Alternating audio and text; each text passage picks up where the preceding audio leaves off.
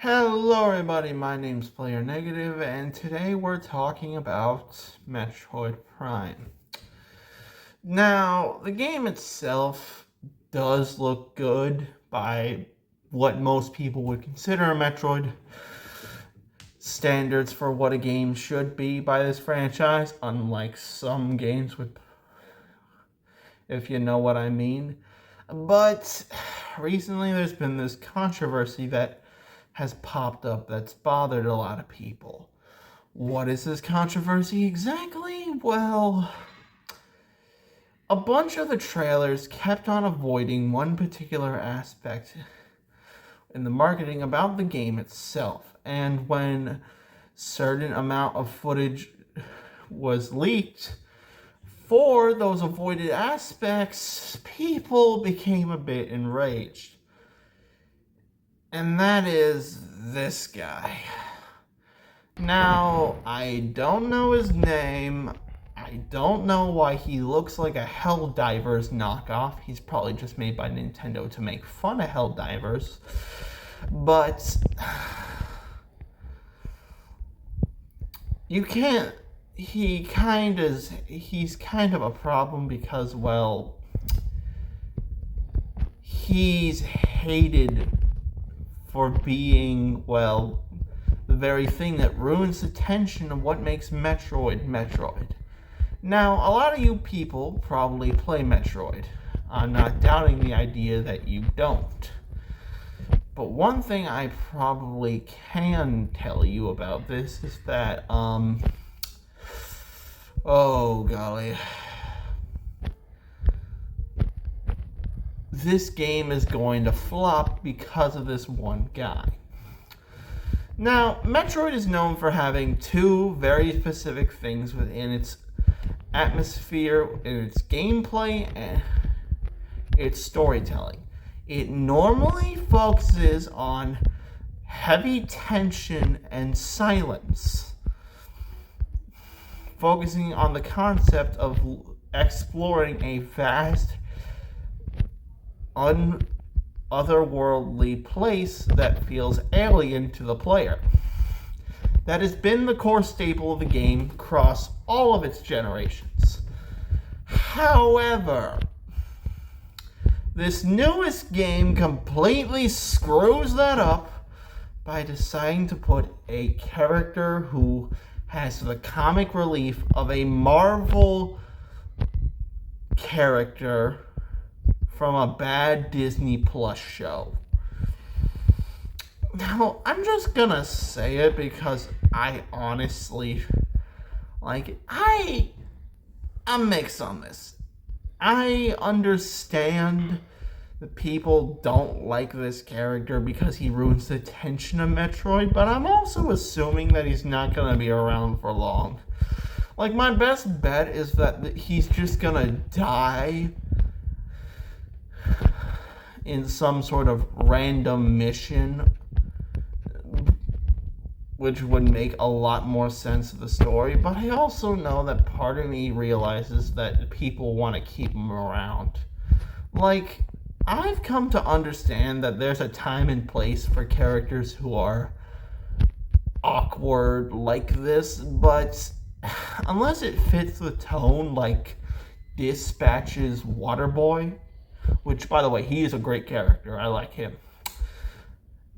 It just doesn't really work. In a game that's whole thing is about exploration, heavy tension, silence, why, oh why, do you think it was a good idea to add a comic relief that looks like an idiot?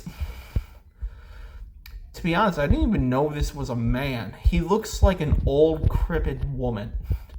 Like, if you zoom in very closely on his face and put him right next to the vegan teacher, the two almost look identical. And I honestly just sit there thinking to myself, what a stupid idea. Like, it's bad enough that I had to deal with Disney tearing my childhood to shreds, but now Nintendo's doing it. At least when they made a Mario game, they were staying true to what made Mario Mario. Now they're doing it with Metroid. And it just bothers me.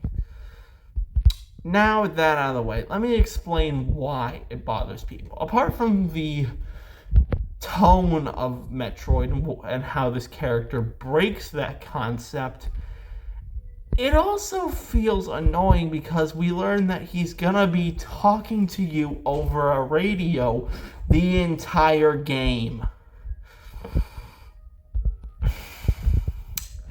And this could especially ruin the story if this guy decides to show up. You know, Ridley from Super Smash Bros. Now, I could probably hear some random know-it-all who's only played the first game sit there and look at me and go, "But he's dead, you idiot. There's no way he's coming back from whatever he's dealt with." To that I say, have you seen the series? Literally every install of this game has had him come back to life in one way or another. He is basically the earliest equivalent of I Always Come Back before William Afton was even a thing. And another thing that bothers me is how much this is going to break the complexity if they ever decide to put Ridley back into the game. Because Ridley, unlike every other Nintendo character, is actually interesting because he has an exact hatred and understanding with their opponent. Let me explain. So the worst thing Mario's main villain has ever done is kidnap a woman and decimate a country. The worst thing Link has ever dealt with is a guy who just shows up because of a cycle where he's constantly brought back to life just to kill a random guy who lives in the desert. But Ridley, he's kind of sick, to be honest. He's like, if there was a competition for the most twisted and heartless Nintendo character, it'd be him. And let me explain why. I'm gonna let the sprite version of me explain it. Alright, so before we need to address the whole situation with Ridley, we need to go to the very beginning of the Metroid timeline. And I mean way back, even before the very first game. I'm of course talking about the Metroid manga series, which takes place before most of the mainline games. To understand the true drive of the main protagonist and the villain we've come to know, we first need to understand where it all began. So according to this manga and the rest of the games that came after it, Ridley is the captain of a group of space pirates who mainly pillage planets' resources for their own self-benefit. When they attacked Samus's home, they nearly killed everyone, including Samus's parents, which one of them managed to get the jump on Ridley by causing the ship to go down with him inside. This after the crash, which killed, literally everyone except for him, Ridley did, and this is an official Nintendo thing, they proceeded to live off of the corpses of Samus's family like rations after he barely survived the crash. Yeah, the fact this even exists shows how heartless he is, and later on in the manga where he actually finds Samus, the first thing he does is antagonize her once he figures out that those people were her family. So you're probably sitting there thinking, what does this have to do with the new Metroid game? Well, everything really. You see, the point is that due to that connection, due to that dynamic that has been carried on throughout the Metroid series between the two main characters, it holds a lot of ground and significance because of the amount of tension that comes between the fights.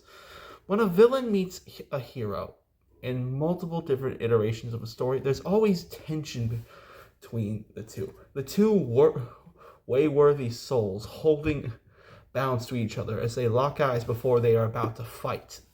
Like, think about scenes in video games that have carried this idea. like that beginning scene, like that scene in Ocarina of Time where Ganondorf shoots Child Link as he stares him down in defiance. Or how about that scene with Bowser and Mario at the end of Mario Odyssey? Or what about Sonic Unleashed? They all have their own tension, their own atmosphere. So the reason why this character is going to ruin that is because the fact that he's going to be blabbing the whole time, or the fact that he's just, a coward, means that the entire sequence is just going to be ruined by him screaming in the background. And I'm just sitting here thinking, why? Why are you defiling this entire franchise with such a dumb decision? What possibly makes you want to do this? What in the world could possibly, under any circumstances, make you want to make such a heinous decision? Money! Right. Greed. The thing has consumed all three of you idiots into charging $80 for our games and making us not own what you sell out. Right. It's the green. Honestly, you would think a Japanese studio would make a good decision not to incorporate a stupid American idea that has wormed its way into filmmaking. I mean, at least Bumblebee in Transformers 1 was interesting. Sure, he never stopped talking, but at least he knew when to let the tension and the atmosphere breathe. He had his moments. This guy? He's just going to be a pain in the butt for the entirety of the game. Anyways, I'm Player Negative. I'll see you later. And I'll be doing that Q&A pretty soon.